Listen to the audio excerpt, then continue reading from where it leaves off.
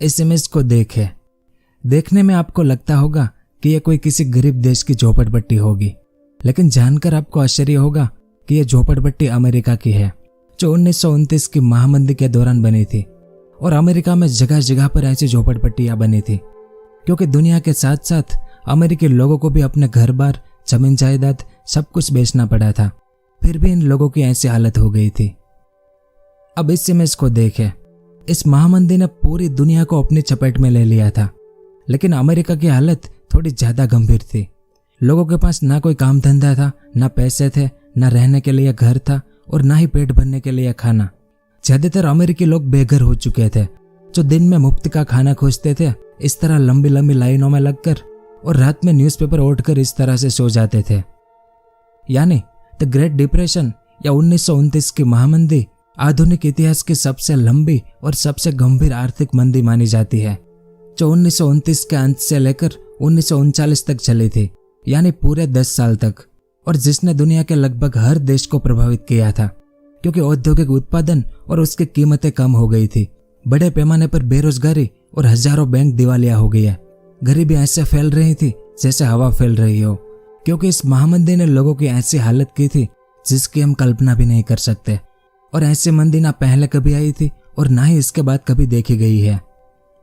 तो आज के इस वीडियो में उस समय की ओरिजिनल तस्वीरें और मैप के जरिए मैं आपको द ग्रेट डिप्रेशन यानी 1929 की महामंदी का पूरा इतिहास समझाने की कोशिश करूंगा कि द ग्रेट डिप्रेशन क्या है, इसकी शुरुआत कैसे, कब और क्यों हुई थी, द ग्रेट डिप्रेशन आने के क्या क्या अलग अलग कारण थे, द ग्रेट डिप्रेशन ने दुनिया को कैसे प्रभावित किया था, किन किन देशों में इसका असर ज्यादा हुआ था, फिर दुनिया कैसे इस ग्रेट डिप्रेशन से बाहर निकली और कैसे इस महामंदी ने दूसरे विश्व युद्ध को जन्म दिया था।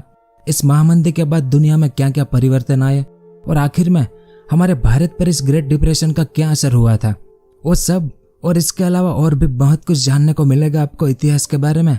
तो वीडियो के आखिर तक मेरे साथ बने रहिए।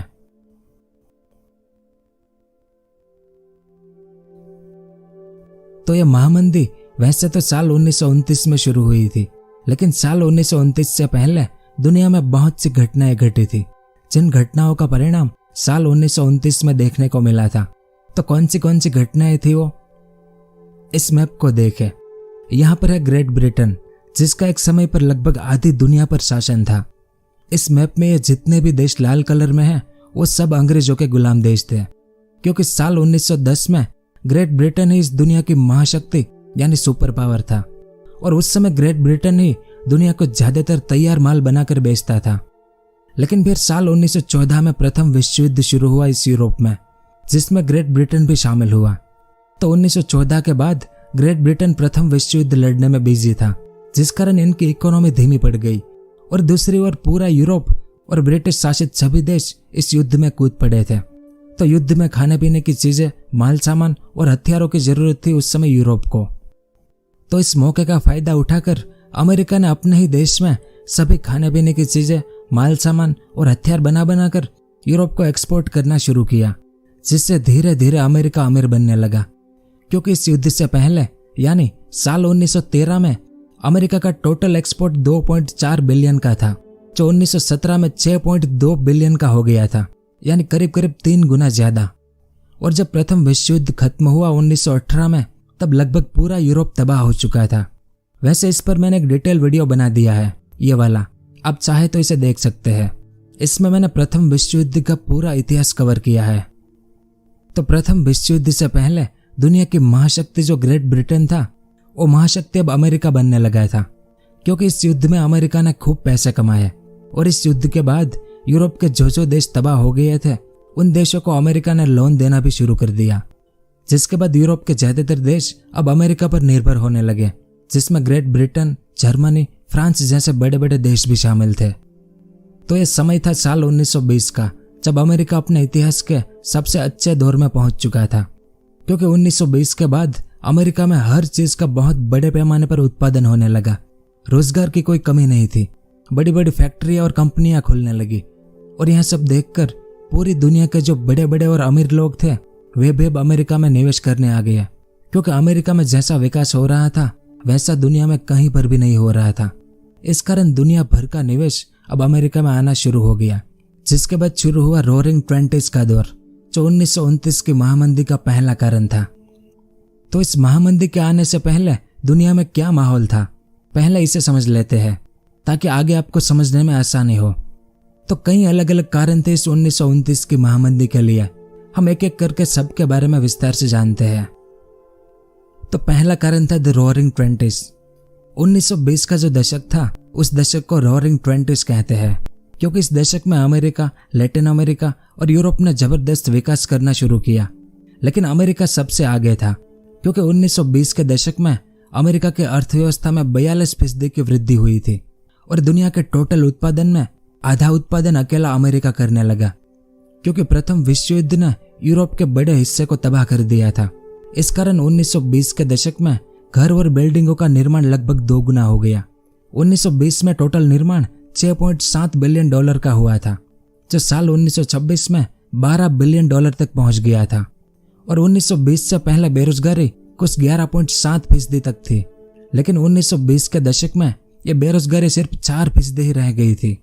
यानी लगभग सभी लोगों के पास रोजगार था, सबकी जेब में पैसे आ रहे थे, जिन पैसे से वे लोग सभी चीजें खरीद रहे थे। इस कारण बाजार में हर चीज की मांग उठने लगी, जैसे washing machine, vacuum cleaner, refrigerator और रेडियो जैसी चीजों की मांग बढ़ने लगी। अब मांग बढ़ी तो इनका उत्पादन भी बढ़ने लगा। और इसी दशक में अमेरिका में 60 अलग अलग प्रकार के रेडियो स्टेशन शुरू हुए, जिसमें संगीत, न्यूज, मौसम सब कुछ प्रचारित किया जाता था। इस कारण अमेरिका के 60% घरों में रेडियो आ गया था।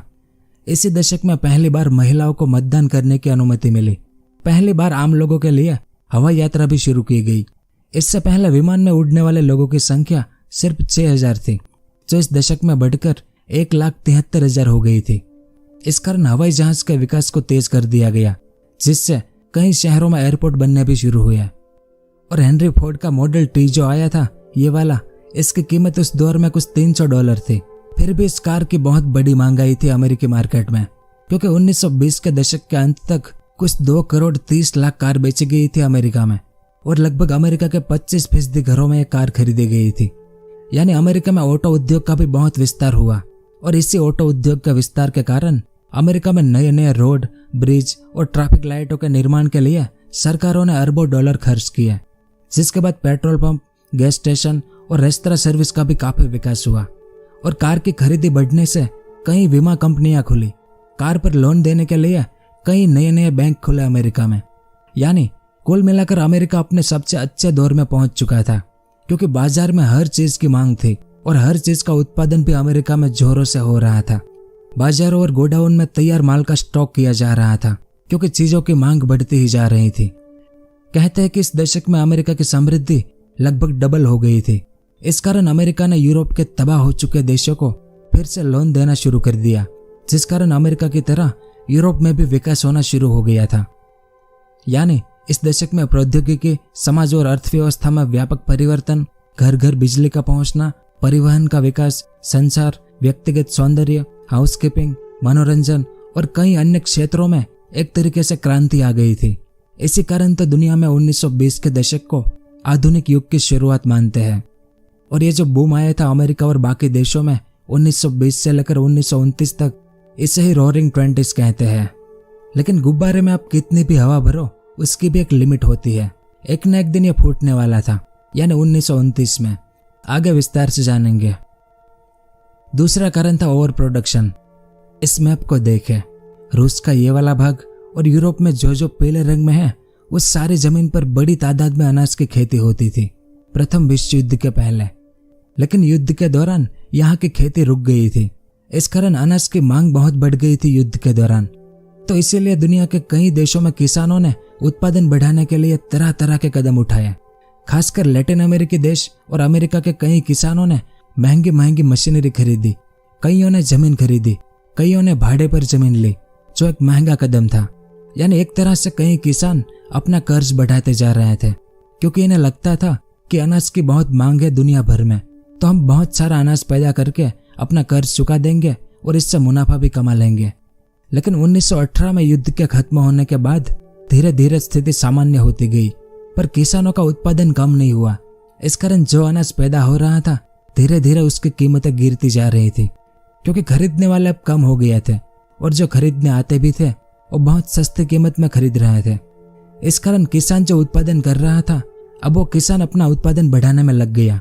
यानी मान लो कोई किसान एक साल में 10 टन अनाज का उत्पादन कर रहा था, तो अब वो किसान 20 टन अनाज का उत्पादन करने लगा, ताकि कीमत भले कम मिले पर उत्पादन डबल होगा तो हमें एवरेज मुनाफा मिल ही जाएगा। लेकिन यह ज्यादा समय तक चलने वाला नहीं था।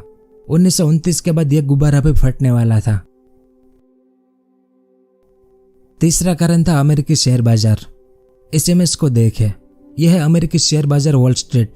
तो जब अमेरिका प्रथम विश्व युद्ध के आखिरी दिनों में युद्ध में शामिल हुआ, तब अमेरिका में 4 महीने के लिए इस शेयर बाजार को बंद कर दिया गया था। फिर युद्ध के बाद धीरे धीरे इस शेयर बाजार को शुरू किया गया और 1920 के बाद यानी रोअरिंग 20s के दौर में अमेरिका में लगभग हर बड़ी बड़ी कंपनी तेजी से विकसित हो रही थी। इस कारण इनके शेयर के दाम भी धीरे धीरे ऊपर उठने लगे थे। अब शेयर की कीमत बढ़ रही थी, तो इनमें जिन लोगों ने निवेश किया था उन्हें रिटर्न भी अच्छा मिल रहा था। वैसे शुरुआत में तो सिर्फ बड़े बड़े और अमीर लोग ही शेयर बाजार में निवेश करते थे, लेकिन रोअरिंग 20s के कारण आम लोगों के पास भी पैसे आ गए थे, तो उनमें से भी कई आम लोग धीरे धीरे शेयर बाजार में निवेश करने लगे और उन्हें भी अच्छा रिटर्न मिलने लगा। लेकिन आज मौजूदा समय में शेयर बाजार में निवेश करने के लिए जैसे नियम कानून दुनिया भर की सरकारों द्वारा बनाया गया है, वैसे नियम कानून उस समय में नहीं थे। यानी शेयर बाजार पर अमेरिकी सरकार का कोई भी कंट्रोल नहीं था, फिर भी सब कुछ ठीक से चल रहा था। इस ग्राफ को देखें, यह अमेरिकी शेयर बाजार का ग्राफ है। यहाँ 1920 से यह मार्केट ऊपर चढ़ना शुरू हुआ, जो चढ़ता ही गया 1929 तक। यानी 1920 के बाद जिन लोगों ने इसमें पैसे लगाए थे उन सबको मुनाफा ही मिल रहा था। इस कारण छोटे छोटे सभी लोग इसमें पैसे डालने लगे और लोग अपनी चीजें बेचकर भी इसमें पैसे लगाते थे। लोग अपने घरों को गिरवी रखकर इसमें पैसे लगाते थे, क्योंकि हर साल पैसे डबल हो रहे थे। इस ग्राफ में आप देख ही सकते हैं। लेकिन कोई भी मार्केट हो दुनिया का, कभी ना कभी तो उसे नीचे आना ही था, जो 1929 में एक झटके में नीचे आता है। अब वो धड़ाम से क्यों नीचे आया था वो सब आगे जानेंगे। अगला कारण था अमेरिकन बैंकिंग सिस्टम। आजकल हम जो EMI भरते हैं बैंकों को, असल में इसकी शुरुआत अमेरिका में ही हुई थी। 1920 से पहले अमेरिका में कुछ गिने चुने ही बैंक हुआ करते थे, लेकिन रोअरिंग 20s के दौरान जगह जगह पर बैंक खुलने लगे और 1929 आते आते अमेरिका में टोटल 17,583 स्टेट बैंक थे और 8,150 नेशनल बैंक बन चुके थे। यानी कुल 25,000 से भी ज्यादा बैंक थे उस समय अमेरिका में। लेकिन यहाँ पर दिक्कत यह थी कि इन बैंकों में कोई नियम कानून नहीं थे। अमेरिकी सरकार ने इन बैंकों के लिए कोई नियम कानून नहीं बनाए थे, यानी सब कुछ राम भरोसे चल रहा था। जिन लोगों के पास पैसे थे वे लोग अपने पैसे बैंकों में जमा करवाते थे और जिन लोगों के पास पैसे नहीं थे वे बैंक से लोन ले रहे थे। यानी बैंकों को लोगों पर विश्वास था और लोगों को बैंकों पर विश्वास था। तो अब अमेरिका में एकाएक इतनी सारी बैंकें क्यों खुलने लगी थी? क्योंकि इसी दौर में अमेरिका में EMI की शुरुआत हुई थी। जिन लोगों को घर खरीदना था या कार खरीदनी थी उन्हें बैंक लोन दे रहा था। इसके अलावा लोग जो वॉशिंग मशीन और फ्रिज जैसी चीजें खरीदते थे वो भी अब EMI पर मिलने लगी थी। अब यहाँ तक तो सब कुछ ठीक था, पर जिन लोगों के पास पैसे नहीं थे और वे लोग शेयर बाजार में पैसे निवेश करना चाहते थे तो उन्हें भी बैंक लोन दे रही थी। आज के समय में अगर आपको शेयर बाजार में पैसे निवेश करने हैं तो आपको कोई भी बैंक लोन नहीं देगी। लेकिन उस जमाने में ऐसा होता था, आपके पास पूरे कागज हो या आधे अधूरे, आपको बस बैंक में जाकर बोलना था कि मुझे लोन चाहिए और बैंक तुरंत लोन दे देती थी। इसके अलावा कुछ स्टॉक ब्रोकर भी लोगों को लोन दे रहे थे कि ये लो पैसे, अब शेयर बाजार में निवेश करो। तो कई लोग इन स्टॉक ब्रोकरों से भी लोन ले रहे थे। लेकिन बिना कोई नियम कानून यानी सिर्फ विश्वास पर बैंकों का काम कब तक चलेगा? 1929 तक। अगला कारण था गोल्ड की कमी। क्योंकि दुनिया के कई अर्थशास्त्रियों का कहना है कि इस महामंदी का एक मुख्य कारण बहुत से देशों में गोल्ड की कमी थी। असल में युद्ध के दौरान अमेरिका ने हथियार बेचकर काफी मुनाफा कमाया था और यूरोपीय देशों को काफी कर्ज भी दिया था। अब जिन देशों को कर्ज दिया गया था उन देशों को कर्ज के बदले अमेरिका में अपना गोल्ड गिरवी रखना पड़ता था। यानी धीरे धीरे दुनिया का 60% गोल्ड अमेरिका में जमा हो गया था। इससे दुनिया में गोल्ड की कमी हो गई। अब गोल्ड की इस कमी से दुनिया के अलग अलग देशों में गोल्ड की कीमतें भी बढ़ गई और सामने दूसरी ओर उनकी चीजों की कीमतें गिर गई, जिसका अंतरराष्ट्रीय व्यापार पर घातक प्रभाव पड़ा। और चीन और भारत जैसे देशों को, जहां सिक्के का आधार गोल्ड की जगह सिल्वर यानी चांदी था, उन देशों की खरीदने की ताकत काफी कम हो गई थी। यानी सारी कठिनाई की जड़ दुनिया में हुई गोल्ड की कमी ही थी। अगला कारण था आत्मनिर्भर अभियान। क्योंकि प्रथम विश्व युद्ध के बाद दुनिया के ज्यादातर देशों ने आत्मनिर्भरता का रास्ता अपनाया ताकि सभी देश अपना अपना खुद का विकास कर सके। यानी इस नीति के पीछे सभी देशों का मूल अपनी अपनी आर्थिक तरक्की करना था। लेकिन इसके लिए इन सभी देशों ने जो कदम उठाए वे बहुत ही स्वार्थ से भरे थे। जैसे कई देशों ने अपने देश में बाहरी देशों से आने वाले माल पर इंपोर्ट ड्यूटी बढ़ा दी और विदेशों से आयात माल की मात्रा निश्चित कर दी कि इससे ज्यादा माल बाहर से मंगवाना गैरकानूनी होगा, और विदेशी वस्तुओं के स्थान पर स्वदेशी वस्तुओं के प्रयोग करने पर जोर दिया गया। यानी सभी देशों के द्वारा अपने निजी फायदे के लिए आर्थिक पक्षपात की नीतियां अपनाई गई। जैसा आज दुनिया में एकमात्र देश नॉर्थ कोरिया करता है, कुछ वैसा ही उस दौर में भी हुआ था, जो एक तरह से अपने ही पैर पर कुल्हाड़ी मारने जैसा था। क्योंकि इसका नतीजा भी बहुत बुरा होने वाला था, बस समय आने की देरी थी, यानी 1929 के आने की। अगला कारण था फेडरल रिजर्व। इस इमेज को देखें, यह है अमेरिका की सेंट्रल बैंक फेडरल रिजर्व, जो पूरे अमेरिका का फाइनेंस संभालती थी उस दौर में भी। जैसे हमारे भारत में रिजर्व बैंक ऑफ इंडिया यानी आरबीआई है, वैसे ही अमेरिका के लिए फेडरल रिजर्व है। तो जब रोअरिंग ट्वेंटीज़ का दौर चल रहा था अमेरिका में, तब फेडरल रिजर्व को ना ये पता था कि मार्केट में इतना बूम कैसे आया है, और ना ही इसे फेडरल रिजर्व ने रोकने की कोशिश की। क्योंकि फेडरल रिजर्व की स्थापना 1913 में ही हुई थी, यानी ज्यादा अनुभव था नहीं इसे। इस कारण तो रोअरिंग ट्वेंटीज़ के दौर में फेडरल रिजर्व ने ब्याज दर को बढ़ाने की जगह पर ब्याज दर को कम कर दिया ताकि लोग और ज्यादा लोन लें, जिससे मार्केट में बूम की जगह पर महाबूम देखने को मिले। अब फेडरल रिजर्व ने इस बात पर कभी ध्यान ही नहीं दिया कि लोग जो तरह तरह की लोन ले रहे थे, क्या वे इस लोन की भरपाई भी कर देंगे। अगर लोगों ने लोन की भरपाई नहीं करी तो अमेरिकन बैंकिंग सिस्टम का क्या होगा। ऐसी बातों पर फेडरल रिजर्व ने उस समय ध्यान ही नहीं दिया। इस कारण फेडरल रिजर्व जैसे जैसे ब्याज दर कम करती गई, वैसे वैसे लोगों ने लोन लेना बढ़ा दिया, जो आगे 1929 में फेडरल रिजर्व के लिए बहुत बड़ी मुसीबत बनकर सामने आई। अगला और आखिरी कारण था लजीज फेयर कैपिटलिज्म। तो रोअरिंग ट्वेंटीज़ के दौर में अमेरिका में रिपब्लिकन की सरकार थी। 1921 से लेकर 1923 तक ऑरेंज जी हार्डिंग अमेरिका के प्रेसिडेंट थे, यह उनकी इमेज है, जो रिपब्लिकन पार्टी से थे। फिर 1923 से लेकर 1929 तक काल्विन कूलिज अमेरिका के प्रेसिडेंट थे, यह उनकी इमेज है, यह भी रिपब्लिकन पार्टी से थे। और फिर 1929 से लेकर 1933 तक हर्बर्ट हूवर अमेरिका के प्रेसिडेंट थे, यह उनकी इमेज है, यह भी रिपब्लिकन पार्टी से थे। तो उस समय रिपब्लिकन पार्टी ने लजीज फेयर कैपिटलिज्म की पॉलिसी अपनाई थी। तो इस पॉलिसी का मतलब क्या होता है कि किसी भी चीज पर अमेरिकी सरकार के कम से कम नियम हो।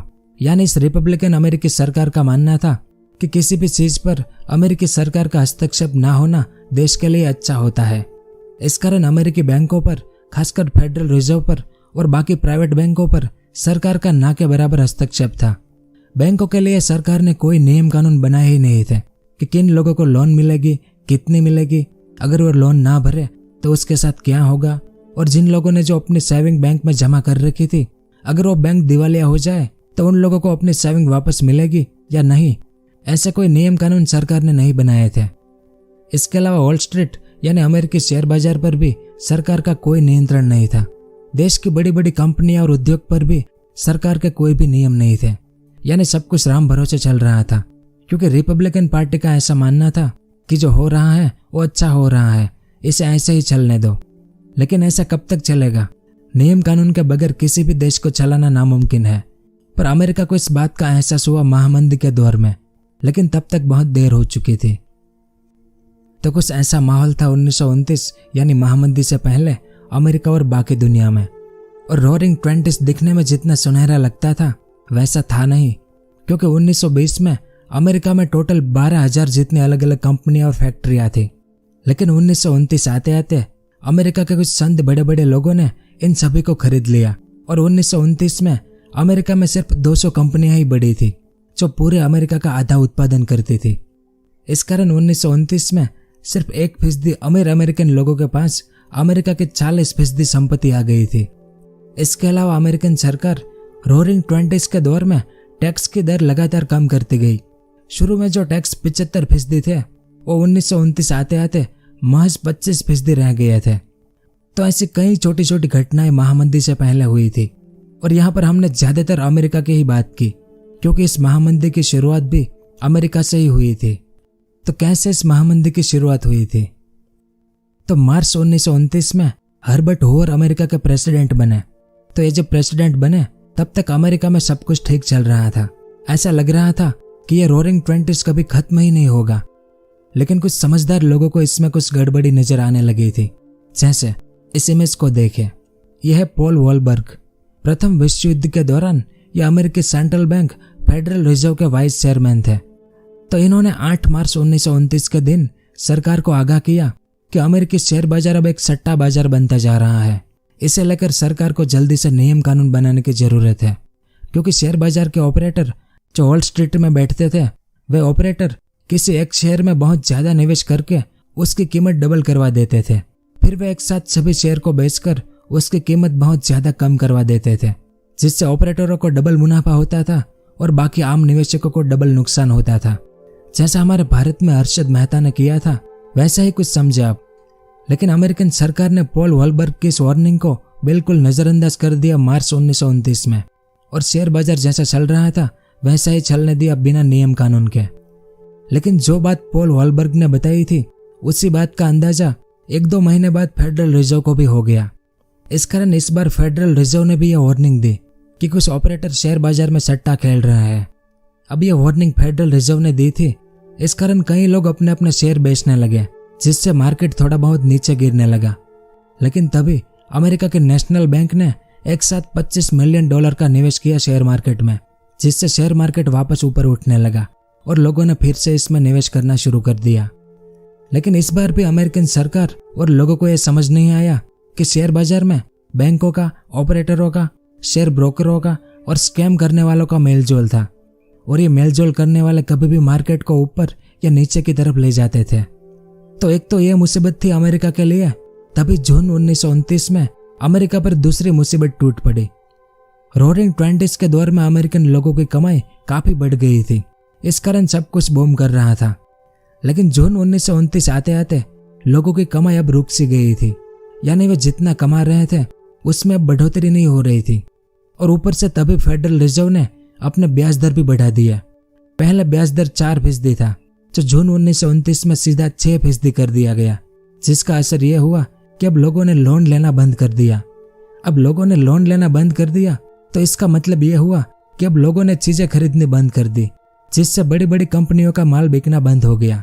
इस कारण अब उन कंपनियों का मुनाफा भी कम होने लगा। यानी जैसे ही लोगों की कमाई रुकी, वैसे ही अमेरिका की इकोनॉमी भी रुक गई, क्योंकि ये सभी कड़ियां आपस में जुड़ी हुई थी। और तभी अमेरिका के ऊपर एक और मुसीबत टूट पड़ी। जुलाई 1929 में शेयर मार्केट में जो कमोडिटी की एक कैटेगरी होती है, उसकी कीमतें गिरने लगी, क्योंकि जैसे शुरू में हमने जाना था कि प्रथम विश्व युद्ध के बाद किसान अब डबल उत्पादन करने लगे थे अनाज का। पर जुलाई 1929 तक में अनाज का उत्पादन लगभग डबल से भी ज्यादा हो गया। इस कारण अनाज की कीमतें और गिर गई, जिससे अमेरिकी किसानों को काफी नुकसान होना शुरू हो गया था। इस कारण शेयर बाजार में कमोडिटी की कीमतें गिरने लगी थी। तो यह सब देखकर स्टॉक ब्रोकरों को ऐसा महसूस होने लगा कि अब शेयर की कीमत भी कभी भी गिर सकती है। इस कारण इन स्टॉक ब्रोकरों ने जिन आम लोगों को लोन दिया था शेयर बाजार में निवेश करने के लिए, अगर शेयर बाजार गिरा तो स्टॉक ब्रोकरों को उनकी लोन वापस नहीं मिलने वाली थी। इस कारण स्टॉक ब्रोकरों ने लोन लेने वाले निवेशकों को बुलाकर उन्हें समझाया कि अब हमारा पैसा रिस्क पर है, तो आप अभी अपने शेयर बेच दीजिए ताकि हमारी लोन की भरपाई कर सके आप। तो इन लोगों ने धीरे धीरे अपने शेयर बेचने शुरू कर दिए। अब लोगों ने अपने शेयर बेचने शुरू किए तो शेयर बाजार धीरे धीरे नीचे आना शुरू हुआ अक्टूबर की शुरुआत में। अब उस दौर में आज की तरह कंप्यूटर तो थे नहीं, लोगों को वॉल स्ट्रीट जाकर अपने शेयर बेचने पड़ते थे, जो कागजों की प्रिंटिंग के जरिए होता था। इस कारण यह गिरावट बहुत धीमे धीमे हो रही थी। लेकिन जैसे जैसे दिन बीतते जा रहे थे, वैसे वैसे बाकी अमेरिकन लोगों को भी इसकी भनक होने लगी थी कि बहुत से लोग अपने शेयर बेचने लगे हैं। इस कारण 22 अक्टूबर 1929 के दिन शेयर बाजार में एक बड़ी गिरावट आई। इससे पहले डाउ नाम का एक शेयर जो 361 पॉइंट पर था, लेकिन 22 अक्टूबर के दिन यह सीधा ही 326 पॉइंट पर आ गया और बाकी शेयर में भी इसी तरह की गिरावट आई। फिर अगले दिन 23 अक्टूबर को डाउ 306 पॉइंट पर आ गया, यानी अब शेयर बाजार गिरना शुरू हो गया था। इस बात का अंदाजा पूरे अमेरिका को हो चुका था। लेकिन ये तो सिर्फ शुरुआत थी, क्योंकि 24 अक्टूबर को जैसे ही शेयर बाजार खुला सीधा ही 11% नीचे गिरा। इस कारण 24 अक्टूबर के दिन अमेरिका में अफरा तफरी मच गई। लोग अपना सारा काम छोड़कर वॉल स्ट्रीट की तरफ भागने लगे और अपने शेयर बेचने के लिए हड़बड़ी करने लगे, क्योंकि अब तक ये खबर महामारी की तरह पूरे अमेरिका में फैल चुकी थी कि शेयर बाजार नीचे गिरना शुरू हो गया है। क्योंकि आमतौर पर एक दिन में 11% मार्केट कभी नहीं गिरता। ऐसी घटनाएं इतिहास में कभी कभार ही देखने को मिलती है, और ये अमेरिकी शेयर बाजार में एक रिकॉर्ड गिरावट थी। यह उस समय का न्यूज़पेपर है, इसमें भी आप देख सकते हैं। यानी अब वॉल स्ट्रीट पर बहुत बड़ी भीड़ जमा हो गई थी, लेकिन कागजी प्रिंटिंग करने में समय लगता है। इस कारण लोग उतावले हो रहे थे अपने अपने शेयर बेचने के लिए। इस कारण अमेरिका के बाकी एक्सचेंज जैसे न्यूयॉर्क एक्सचेंज और बफेलो एक्सचेंज को तो इस दिन बंद ही कर देना पड़ा था। इतनी हड़बड़ी मची थी अमेरिका में। इसी कारण तो इस दिन को अमेरिकी इतिहास में ब्लैक थर्सडे के नाम से जाना जाता है। लेकिन ये इतनी बड़ी हड़बड़ी देखकर अमेरिका के बैंकर्स की एक अर्जेंट मीटिंग हुई इसी दिन, क्योंकि बैंकर्स नहीं चाहते थे कि शेयर बाजार नीचे गिरे, क्योंकि इन बैंकरों ने अरबों खरबों डॉलर की लोन दे रखी थी लोगों को। ऐसे में अगर शेयर बाजार गिरा तो इन बैंकों को उनकी लोन वापस मिलनी मुश्किल थी। इस कारण इन बैंकर्स ने $250 मिलियन का एक फंड इकट्ठा किया और शेयर बाजार में निवेश कर दिया इसी दिन। इसके अलावा उस समय अमेरिका में जो बड़े बड़े बिजनेसमैन थे उन्होंने भी कई मिलियन शेयर बाजार में डाले, क्योंकि इनकी कंपनी के शेयर भी नीचे गिर रहे थे। तो इतना सारा निवेश आने के कारण 25 और 26 अक्टूबर को शेयर बाजार फिर से थोड़ा बहुत ऊपर चढ़ना शुरू हुआ। लेकिन अब लोग डरे हुए थे कि कहीं शेयर बाजार फिर से नीचे गिरा तो हमें मुनाफे की जगह नुकसान झेलना पड़ेगा। इसलिए बेहतर यह होगा कि हम अपने शेयर अभी के लिए बेच दें और जब सब कुछ ठीक हो जाएगा तब वापस निवेश करेंगे। इसके अलावा स्टॉक ब्रोकर भी लोगों को यही कह रहे थे कि आप अपने शेयर बेचकर हमारी लोन चुका दो, वरना आपका और हमारा दोनों का पैसा ब्लॉक हो सकता है। इस कारण 28 अक्टूबर के दिन शेयर बाजार 13% नीचे गिरा। यानी अमेरिका में फिर से अफरा तफरी शुरू हो गई, और बदकिस्मती से इस दिन कोई भी बैंकर्स या बिजनेसमैन शेयर बाजार को बचाने नहीं आया।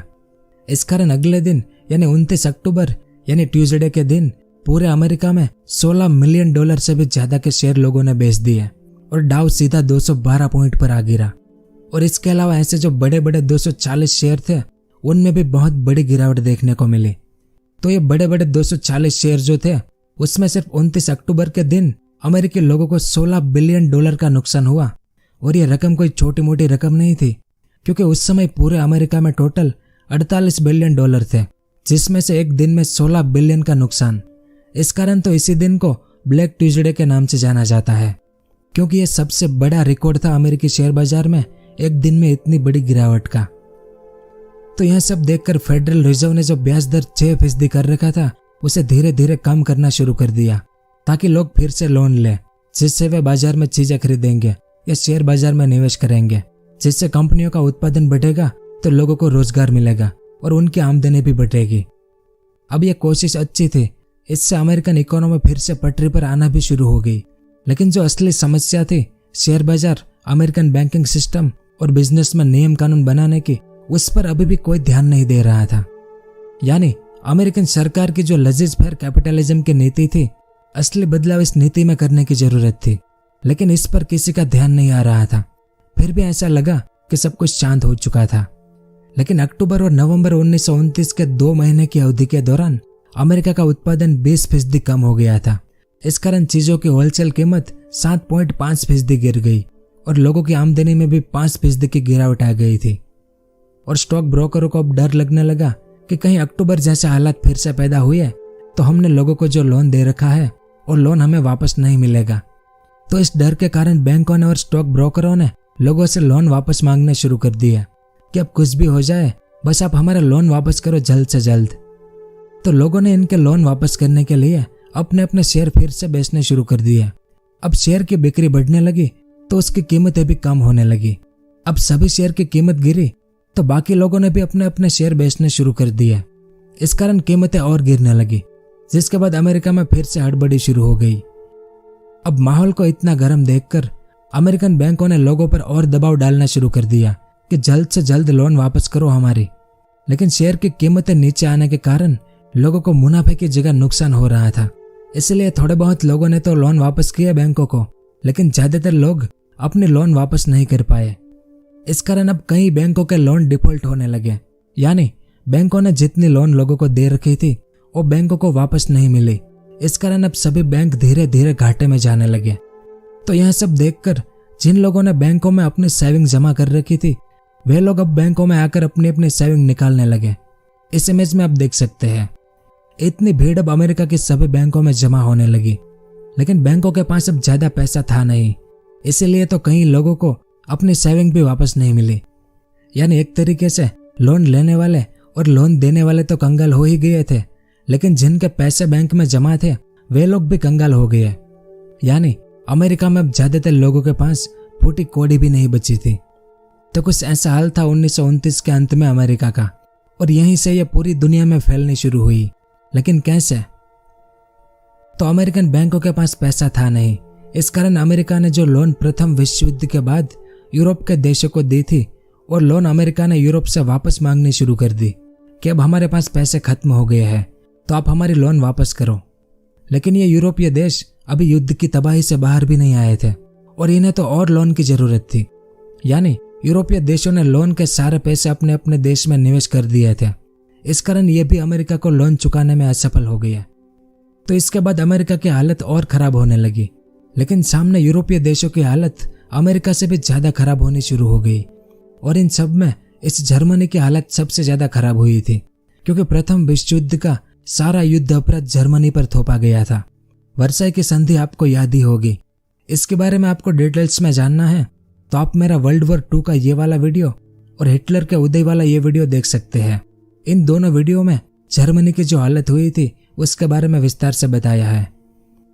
अब इस मैप को देखें, यह अमेरिका है जिसने इन यूरोपीय देशों को लोन दी थी। अब यह पिंक कलर में ब्रिटेन है और इस मैप में दुनिया के जितने देश पिंक कलर में हैं वे ब्रिटेन के गुलाम थे। यह ब्लू कलर में फ्रांस है, तो जो ब्लू कलर में दुनिया के देश है वो फ्रांस के गुलाम थे। रेड कलर में जो देश है वे इटली के गुलाम थे। यानी कुल मिलाकर उस समय आधी दुनिया लगभग यूरोपीय देशों की गुलाम थी। तो अमेरिका की जो हालत हुई उसका असर यूरोपीय देशों पर हुआ, और यूरोपीय देशों की जो हालत हुई उसका असर इनके गुलाम देशों पर भी शुरू हो गया था, क्योंकि अमेरिका से मिलने वाले लोन के बंद होने के बाद यूरोपीय देशों को दोहरा संकट झेलना पड़ा। एक तो उनका पुनः निर्माण का काम थम गया, और दूसरा यूरोप में बनने वाले वस्तुओं की कीमत में भी भारी कमी आ जाने से इनका व्यापार भी कम हो गया। और जब इन यूरोपीय देशों ने अमेरिका से लोन ली थी रोअरिंग 20s के दौर में, तब इन्होंने अपना ज्यादातर गोल्ड अमेरिका में गिरवी रखा था। तो अब इन देशों में गोल्ड की कमी के कारण इनकी करेंसी भी टूटने लगी, जिससे यूरोपीय देशों की परिस्थिति और विकट बन गई थी। और ऊपर से 17 जून 1930 में अमेरिका ने अपनी अर्थव्यवस्था को यानी अपने किसानों और फैक्ट्रियों को बचाने के लिए स्मूथ हाउली टैरिफ कानून पास किया। तो ये कानून क्या था? अमेरिका ने बाहरी देशों से जो सामान अमेरिका में आता था उस पर इंपोर्ट ड्यूटी बढ़ा दी, ताकि बाहरी देशों से कोई भी माल सामान या अनाज अमेरिका में ना आ पाए, जिससे अमेरिका में उनके किसान और उनकी फैक्ट्रियों में बना सामान ही बिके। लेकिन अमेरिका ने अपना सामान दूसरे देशों को एक्सपोर्ट करना जारी रखा। पर हुआ ये कि इसके बाद बाकी देशों ने भी अपनी अपनी इंपोर्ट ड्यूटी बढ़ा दी, क्योंकि आखिर में तो सभी देशों को अपनी इकोनॉमी बचानी थी। लेकिन इसका नतीजा ये हुआ कि पूरी दुनिया का व्यापार इससे ठप पड़ गया, जिससे यूरोपीय देशों का विदेशी व्यापार और भी कम हो गया। और परिणाम यह हुआ कि यूरोपीय देशों की अर्थव्यवस्था पूरी तरह से अस्त व्यस्त हो गई। यूरोप में पैसे की कमी से फैक्ट्रियां और कारखाने धड़ाधड़ बंद होने लगे। करोड़ों लोग बेरोजगार हो गए, क्योंकि जिन लोगों के पास पैसे थे उन्होंने खर्च करना बंद कर दिया था, और बाकी लोग अपने पेट भरने के लिए अपने घर बार बेचने लगे, अपनी जमीन बेचने लगे, और जो कुछ भी बेचने लायक था वो सब कुछ बेचने लगे ज्यादातर लोग। इस इमेज को देखें, यह अमेरिका की तस्वीर है उस दौर की। यह आदमी $100 में अपनी कार बेच रहा था, क्योंकि शेयर बाजार में इनके पैसे जीरो हो गए थे। और जिन लोगों ने अपना सब कुछ बेच दिया था वे अब ऐसी कारों में अपना घर बनाकर रहने लगे, और जिन लोगों के पास कुछ भी नहीं था वे ऐसी झोपड़ियां बनाकर रहने लगे। इस कारण अमेरिका में जगह जगह पर ऐसी झोपड़पट्टियां बन गई थी, और इन झोपड़पट्टियों का नाम हूवर विले यानी अमेरिका के प्रेसिडेंट के नाम पर रखा गया था, क्योंकि लोगों का यही मानना था कि यह महामंदी इनके कारण ही आई है। फिर 1930 आते आते लोगों की हालत बहुत ही खराब हो गई थी। लोग सड़कों पर रहने लगे थे, लोग कहीं पर भी सो जाते थे, लोग न्यूज़पेपर ओढ़ के सो जाते थे, अब सोने और रहने की जगह तो लोगों को मिल जाती थी, सड़कों पर, गलियारों में, झोपड़पट्टियों में, कहीं पर भी। लेकिन सबसे बड़ी मुश्किल पेट भरने की थी। लोगों के पास ना पैसे थे और ना ही रोजगार था, तो पेट भर खाना लोगों को दर दर भटक कर खोजना पड़ता था। लेकिन सभी देशों में कुछ अच्छे लोग होते हैं जो ऐसे समय में अपने पास जो होता है वो लोगों में बांट देते हैं। इस इमेज में आप देख सकते हैं, यहाँ पर फ्री में खाना मिलता था, लेकिन लोगों की लाइन देखो आप। जहाँ पर भी फ्री में खाना मिलता था वहाँ पर लंबी लंबी लाइनें लगती थी, जिसमें लोगों को सूप और एक ब्रेड दिया जाता था। लेकिन उस समय अमेरिका में एक और मुसीबत टूट पड़ी। इसमें रेत का तूफान है। तो साल 1931 में अमेरिका के 23 राज्यों में कई बार ऐसे बड़े बड़े तूफान आए, और एक बार नहीं बार बार आए, जिससे खेती लायक जमीन पर रेत ही रेत जमा हो गई। इस कारण किसी भी फसल का उगना मुश्किल हो गया, जिससे लाखों किसानों की फसल तो खराब हो गई, पर अब उनके पास उगाने के लिए या खाने के लिए कोई अनाज भी नहीं बचा था। इतना भयंकर सूखा पड़ा था अमेरिका में। यानी जो हाल शहर के लोगों का हुआ था वैसा ही हाल इन किसानों का भी हो गया। तो इसके बाद अमेरिकी किसान अपने परिवार के साथ अपने खेत और गांव को छोड़कर शहरों की तरफ रोजगार ढूंढने निकल गए। लेकिन शहरों में पढ़े लिखे लोग भी बेरोजगार थे, तो इन किसानों को कौन रोजगार देगा। इन्हें रोजगार मिलना नामुमकिन था, पर फिर भी लोग जगह जगह पर भटकते थे। अब जब महामंदी शुरू हुई थी 1929 में, तब बेरोजगारी दर 3.2% था। लेकिन 1929 में बेरोजगारी 8.7% हो गई, 1931 में 15.9% हो गई, और 1932 में यह बेरोजगारी दर 23.6% हो गया था। तो आप खुद ही अनुमान लगा सकते हैं कि लोगों की क्या हालत हुई होगी। और 1932 आते आते सभी शेयर की कीमतें 80% गिर गई थी। यानी मान लो जिन शेयर की कीमत 1929 में 300 रुपए थी, उसकी कीमत 1932 में मात्र 60 रुपए रह गई थी। इसके अलावा अमेरिका में निर्माण का काम और यूरोप में युद्ध के बाद पुनः निर्माण का काम बिल्कुल ठप पड़ गया था। और 1929 में अमेरिका में टोटल 25,000 बैंक थे, उनमें से 11,000 बैंक दिवालिया हो चुके थे। यानी कुछ 40% अमेरिकन बैंक बंद हो चुके थे 1932 तक में। अब ज्यादातर जगहों पर पैसे तो थे नहीं, तो कुछ कुछ जगहों पर पुराने जमाने वाली बार्टर सिस्टम भी शुरू हो गई थी, यानी चीजों के बदले चीजें मिलती थी। और उस समय अमेरिका में कुछ 12 करोड़ आबादी थी, जिसमें से कुछ 1,50,00,000 लोगों का रोजगार इस महामंदी ने छीन लिया था। यानी काम करने वाले कुछ 25% लोग बेरोजगार थे 1933 तक में। इस कारण अमेरिकन लोग इस तरह से पोस्टर लेकर घूमते थे कि कोई हमें रोजगार दे दो, जिससे हम अपने परिवार को खाना खिला सके। इसके अलावा अगर हम दुनिया की बात करें तो जर्मनी, कनाडा और ब्राजील की हालत अमेरिका से भी ज्यादा खराब थी। और दुनिया के कुछ कुछ देशों में 33% तक बेरोजगारी बढ़ चुकी थी। कई देशों की करेंसी इतनी ज्यादा गिर गई थी कि कोई चीज खरीदने के लिए लोगों को गाड़ी भर के पैसे ले जाने पड़ते थे। यह उस समय जर्मनी की तस्वीर है। जर्मनी में सिर्फ एक ब्रेड का पैकेट खरीदने के लिए लोगों को इतने सारे पैसे ले जाने पड़ते थे, यानी पैसों की कीमत धूल के बराबर हो गई थी। इस इमेज में आप देख सकते हैं, छोटे बच्चे पैसों के बंडल से खेला करते थे उस दौर में। इसके अलावा ब्राजील जैसे देशों में किसानों की हालत ऐसी हो गई थी कि उन्होंने अपने अनाजों को जला दिया था, क्योंकि कोई खरीदने वाला ही नहीं था। क्योंकि अमेरिका ने जो इंपोर्ट ड्यूटी बढ़ाई थी, इस कारण 1933 में दुनिया का व्यापार सिर्फ 1/3 रह गया था, जिससे दुनिया के कई देशों के किसानों की हालत बदतर से बदतर हो गई थी। क्योंकि उस समय ज्यादातर व्यापार अनाजों का ही तो होता था। तो कुल मिलाकर 1933 तक में लगभग पूरी दुनिया की हालत खराब हो चुकी थी। कई देशों में लोग अपनी अपनी सरकारों के खिलाफ आंदोलन करने लगे। इस इमेज में आप देख सकते हैं, अमेरिका में व्हाइट हाउस के सामने हजारों लोग आंदोलन कर रहे थे। और फिर 1933 में अमेरिका में इलेक्शन हुए, जिसमें रूजवेल्ट अमेरिका के प्रेसिडेंट बने, क्योंकि इन्होंने लोगों से वादा किया था कि अगर मैं जीता तो अमेरिका को इस महामंदी से उभार लूंगा। और इन्होंने प्रेसिडेंट बनते ही अपना काम भी शुरू कर दिया। इस काम को इतिहास में न्यू डील प्रोग्राम के नाम से जाना जाता है, जिसमें American banking system, American share बाजार, अमेरिकन बिजनेस को लेकर इन्होंने तरह तरह के बिल पास किए। इसके अलावा रूजवेल्ट ने लोगों को भरोसा दिलाया कि अब हमने बैंकों में नियम कानून बना दिए हैं, तो आप लोग अपने सेविंग को बैंकों में जमा करो। तो जिन लोगों के पास पैसे थे उन्होंने बैंक में अपने पैसे जमा करने शुरू कर दिए। और शेयर बाजार में नियम कानून बनने से अब लोगों ने धीरे धीरे शेयर बाजार में भी निवेश करना शुरू किया। अब अमेरिका को हर साल सूखे का सामना करना पड़ता था। इस कारण रूजवेल्ट ने एक अभियान शुरू किया अमेरिका में जगह जगह पर पेड़ लगाने का। इसमें भी कई लोगों को रोजगार दिया गया। तो इस तरह से सरकार द्वारा रोड के काम शुरू हुए, खदानों के काम, बड़े बड़े डैम, टनल और कोयले के काम जैसे कई अभियान शुरू हुए। इस कारण अमेरिका में जो बेरोजगारी दर 25% था वो रूजवेल्ट के आने के 1 साल बाद 21% पर आ गया था। दूसरी ओर अमेरिकन बैंकों का काम अब सुधरने लगा था। अब शेयर बाजार में निवेश के लिए किसी को लोन नहीं मिलती थी और बाकी लोन भी पूरे कागज के बाद ही मिलती थी।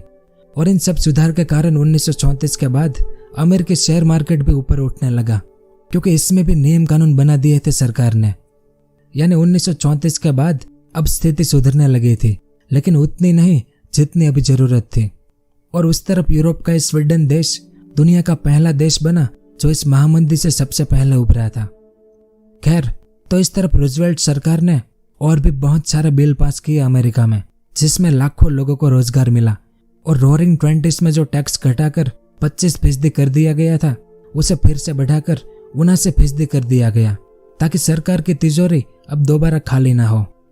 कुल मिलाकर अमेरिका की स्थिति धीरे धीरे सुधर रही थी। 1936 में बेरोजगारी घटकर 16.9% पर और 1934 में 14.3% पर बेरोजगारी दर आ गया था। लेकिन अभी भी यह बहुत ज्यादा था, क्योंकि महामंदी से पहले अमेरिका में बेरोजगारी दर 4% से भी नीचे था। लेकिन इसके बाद 1939 में यूरोप में दूसरा विश्व युद्ध शुरू हुआ। अब युद्ध शुरू हुआ तो हथियारों की जरूरत तो पड़ेगी। तो यूरोपीय देशों ने हथियारों के साथ साथ सभी तरीके के माल सामान मंगवाने शुरू किए अमेरिका से, जिसके बाद अमेरिका ने पीछे मुड़ के नहीं देखा।